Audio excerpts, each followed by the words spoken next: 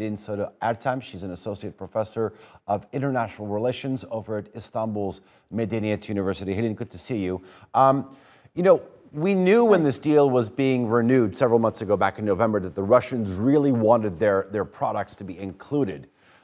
Looking at where things stand, it seems to me that this is a must for them. Well, actually, once again, we are witnessing that Russia is still trying to use this grain deal as a kind of foreign policy weapon. And since the very beginning, actually, this food crisis over the world is a kind of opportunity for Russia to continue pressurizing the West and Ukraine to give up regarding the Ukrainian cause, the war, the continuing war over there. For that reason, I do believe that Russia will try a little bit more about using this grain deal, the prolonging of it as a foreign policy tool, a weapon.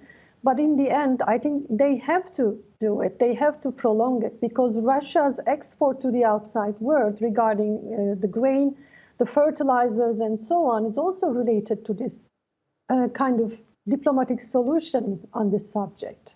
Mm-hmm. Helin, I'm wondering if you think that some sort of mechanism could be or will be adopted where we see the parties that are involved in this will actually be able to determine where these exports actually end up, because this was one of the missing parts in the deal, and there have been some real concerns that the grain is not actually going to the places where it is needed most. Well, actually, regarding the foreign aid, this is the same issue. It's always difficult to follow where the foreign aid is going, whether the people who are really in need are receiving the foreign aid. It's the same, I guess, about the grain deal, because it's difficult for the international community, not impossible, but a little bit difficult to follow where these grains are actually ending up, whether it's the West, the modern and quite good, the countries who are in very good economic conditions, whether the other countries, especially those African countries, who are very much in need of this grain.